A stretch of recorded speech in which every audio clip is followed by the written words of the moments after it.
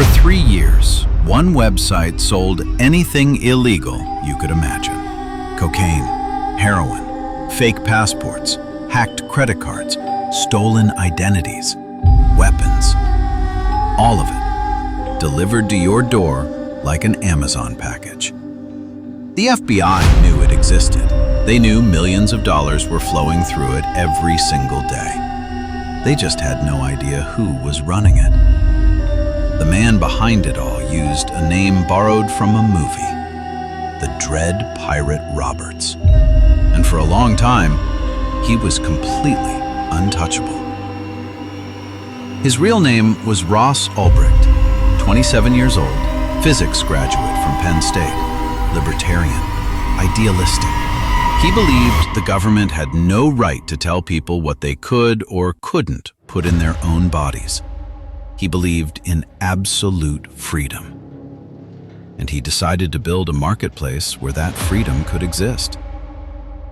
This is the story of the Silk Road, the dark web marketplace that changed everything, and the programmer who believed he was building the future. By the time the FBI found him, he had built an empire worth over $1 billion from a laptop in a San Francisco library. Most people didn't know the dark web existed, but for those who did, it represented something extraordinary. A part of the internet where you couldn't be tracked, where your IP address was hidden, where governments couldn't monitor what you were doing. It was called Tor, the Onion Router, originally developed by the US Navy to protect intelligence communications, but it had been released to the public. And people quickly realized, if the government can't see what you're doing, then the rules change. In February 2011, the Silk Road went online. It was simple, clean, professional. It looked like eBay, except everything for sale was illegal. Vendors could list products, buyers could browse. Transactions happened in Bitcoin, the anonymous digital currency that was still largely unknown to the mainstream world. And the Silk Road took a commission on every sale. Within months, it was making thousands of dollars a day. Within a year, it was making millions. Ross Ulbricht didn't use his real name. On the Silk Road, he was known as the Dread Pirate Roberts, a character from the movie The Princess Bride, a title passed down from one person to another, making it impossible to know who really held it. The choice was deliberate. It suggested that even if Ross was caught, someone else could take over. The site would continue. The idea was bigger than any one person, and Ross believed deeply in that idea. He wrote manifestos, philosophy essays. He posted them on the Silk Road forums, talking about economic freedom, about the tyranny of drug laws, about how the war on drugs was destroying lives. He wasn't some shadowy criminal hiding in the dark. He was a spokesman, a leader. And to the thousands of people using the Silk Road, he was a hero. Users called the site a revolution. They shared stories of being able to buy clean drugs instead of street narcotics cut with dangerous substances. They talked about avoiding violent dealers. They praised the rating system that held vendors accountable.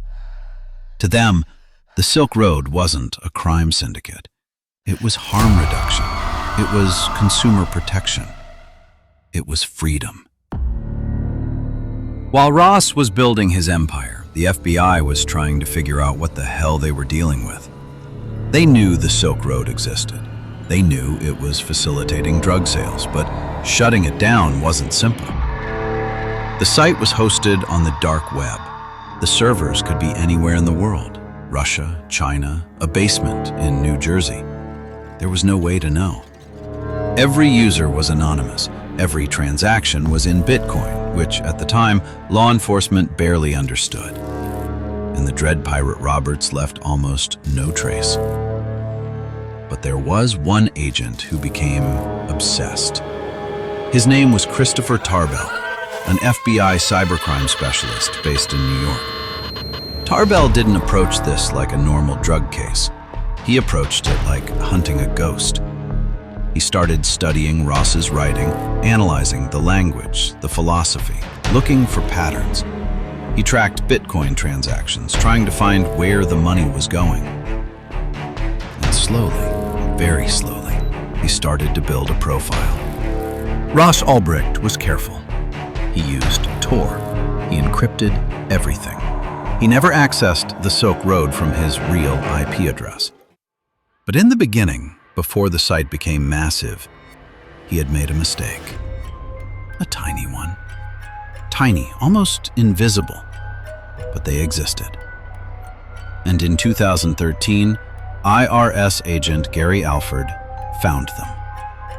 He ran searches, cross-referenced usernames, tracked posting times, and he found the pattern. The early posts promoting the Silk Road all led back to one name: Ross Ulbricht. By 2013, the Silk Road was no longer just a philosophical experiment. It was a business, a massive, highly profitable business, generating over $1.2 billion in total sales. And Ross, as the Dread Pirate Roberts, was making a fortune. But with that much money came problems. Vendors tried to scam the system. Hackers tried to blackmail the site. Competitors tried to steal users. And Ross started making darker choices. Ross discussed hiring hitmen. He allegedly paid $80,000 to have a former employee murdered because that employee was threatening to release user information. He allegedly paid another $150,000 to have a blackmailer killed. The murders, as it turned out, were faked. The people he thought he was hiring were undercover agents or scammers taking his money. No one actually died. But Ross believed they had, and he paid for it anyway. By mid-2013, the FBI knew who Ross Ulbricht was, but knowing his name and catching him were two different things. He was still careful. He never accessed the Silk Road from home. He used public Wi-Fi, coffee shop, libraries. He traveled constantly, moving between San Francisco, Austin, Sydney. If they raided his apartment, they'd find nothing. His laptop would be encrypted, and without catching him while he was actually logged in as the Dread Pirate Roberts, they couldn't prove anything. They needed him active, logged in, with the site open on his screen. So they waited. They tracked his movements. They identified his patterns. And on October 1st, 2013, they found him in the science fiction section of the Glen Park Library in San Francisco. He was sitting at a table, headphones on, laptop open, logged in as the Dread Pirate Roberts. The plan was simple. Two agents would stage a loud domestic argument near Ross, draw his attention away from the laptop, and in that moment of distraction, another agent would grab the computer before he could close it or lock the screen. They needed it open, unlocked, with evidence visible. At 2:15 in the afternoon, the agents moved. The argument started. Ross looked up, and in one motion, FBI agent Thomas Kiernan grabbed the laptop from behind. Ross tried to close it, but it was too late. The screen was open. The Silk Road admin panel visible. Chat logs, financial records, everything. He was arrested on the spot. Within hours, the FBI seized the Silk Road servers. The site went dark. Users logged in to find a banner. This hidden site has been seized by the Federal Bureau of Investigation. The untouchable empire was gone.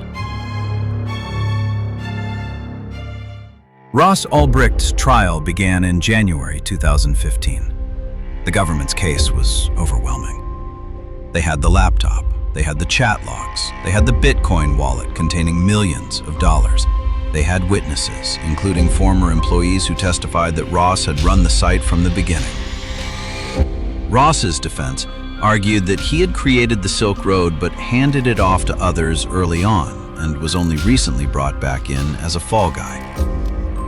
The jury didn't buy it. He was convicted on all 7 charges, including narcotics trafficking, money laundering, and computer hacking.